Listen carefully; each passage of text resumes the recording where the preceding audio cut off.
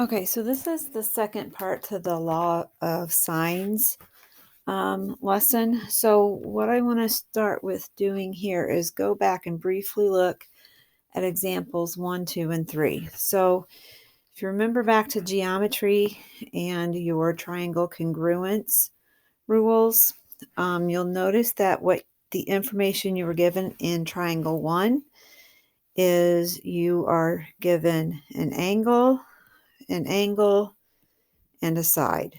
Okay, so example 1's an angle, angle, side. Okay, example 2 is a side, side, angle. Now, in geometry, you were never allowed to use side, side, angle as a triangle congruence because it doesn't work 100% of the time. Okay, so side, side, angle works in this case because you have a larger side, a smaller side, and then the angle. Okay, so you have big S, little s, A. All right, so it will work for example 2.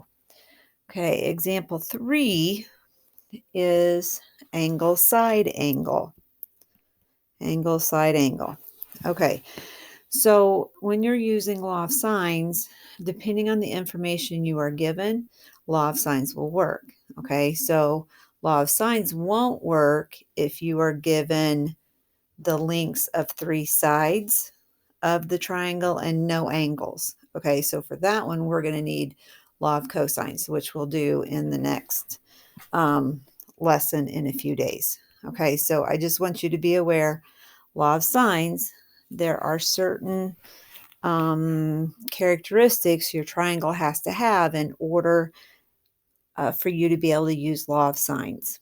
Okay, all right, so we're going to talk about a triangle that is a side-side angle triangle, and I'm going to show you what happens when you don't have big side, little side angle. Okay, so that is going to be one of those we're going to look at is example 4. Okay, so you'll notice here you have a side angle again, but the 15 is a smaller side, 25 is a larger side, and then you have the angle. So in this case, you have small side, large side, angle. Okay, so let's try law of sines and see what happens here. All right, well, you have angle A and you had side A. So let's start with that information. So side A compared to the sine of angle A, 85 degrees. Okay, so let's see. We need to find angle B, angle C, and we need side C. Okay, so let me get rid of, that's extra stuff we don't need right now. Okay, so we have side B, but we don't know angle B. Okay, so let's use that one. So 25 here, and then sine of B here. Okay, so you can cross multiply or however you want to solve this proportion. So this is going to be 15 times sine of B equals 25 times sine of 85 degrees. Okay, so here we're going to get about 24.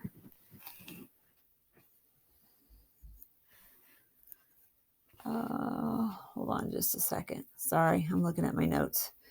Okay, so this is about 24.90, and 15 times sine of B. Okay, I'm going to divide both sides by 15. And here you get sine of B is about 1.66 approximately. Okay, so to work backwards to find our angle measure, you're going to do inverse sine. inverse sine of 1.66. And what happens is you get an error message. Okay, so if you remember to when we were graphing trig functions and we graphed the sine function, you remember how it starts, well, it goes through the origin, goes through 0. It oscillates up and down, and then it repeats again.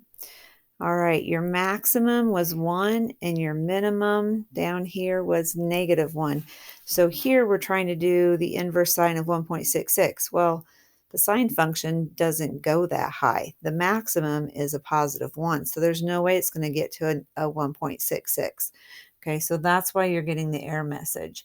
So in this case, okay, in this triangle, you have no solution.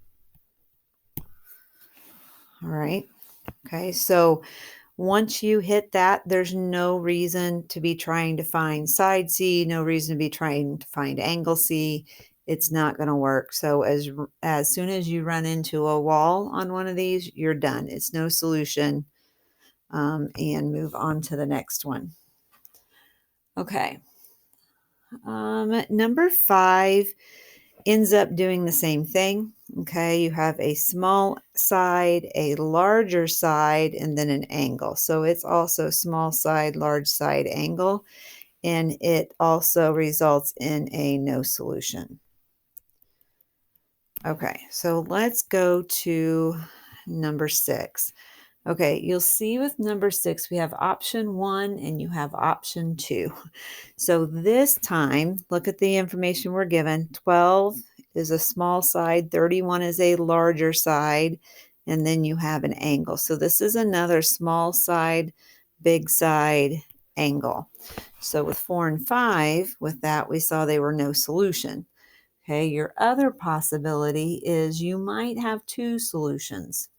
Okay, so we're going to have to look and see what happens here. Okay, so now when you start a problem like this, you're not going to know that you have 2 solutions. Okay, so it'll be sketched. You look at it this way, you'll say, okay, so I've got angle A, I have side A. Here, I'm going to need side C, and I need to find angle B, and I need to find angle C. Okay, so there's the information I'm looking for. I can start out with my ratio for A. So side A is 12, and then I would have sine of 20.5 degrees. Okay, and we're going to compare that to, well, we can pick either one of the sides. So I guess let's just do B. So side B is 31. I don't know angle B, so that is what I'm solving for. So here, I'm going to cross multiply. So I have 12 times the sine of B equals 31 times the sine of 20.5 degrees.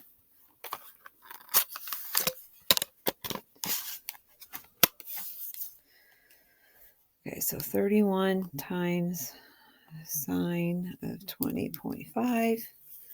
You've got about a 10.86 approximately, 10.86. And then we're going to divide that by 12. So I'm going to divide by 12. And I get sine of B is about 0.905. So you're going to go inverse sine.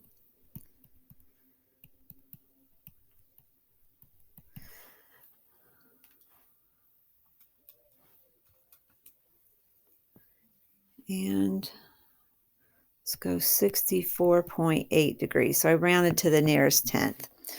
Okay, so angle B, 64.8 degrees. I can subtract from 180 and find angle measure for C, which is going to be 94.7 degrees. Okay, so I have both of my angles now. And the last thing I need to do is find side C. Okay, so we're going to set up another law of sines proportion. I'm going to stick with my information about A. And I'm going to be C equals sine of 94.7. Okay, so again, I will cross multiply.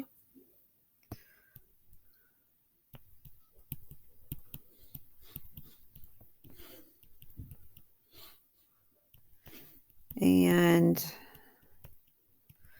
when you solve, you are going to get about 34.15. Okay, so you can do that in your calculator. And there's my solution. Okay, so that one worked out fine. We didn't run into any snags like we did on 4 and 5. So you have a solution. Okay, so how do you know to look for a second solution? Well, now that we know that we can solve this triangle, since it is a little side, big side angle, that means you got to look for the second solution. Okay. All right. So if it is a big side, little side angle, you're only going to have one solution. Little side, big side angle, you're either no solutions or you're two solutions. Okay. So since you have found the first solution, there's going to be a second one. Okay. When you go to do these triangles and you solve them, you will always be finding the acute angle first. Okay, so what happens here is angle A is 20.5 degrees. It's fixed. Okay, so you can't change either one of those sides. The length of AC is a fixed 31 degrees. CB is not 31 degrees, sorry, 31 units. CB is 12 units, okay? But the angle at C is not fixed. So that leg can swing out or in. Okay, so the first one we did was kind of with that leg swung out. And this was a 64.8 degree angle.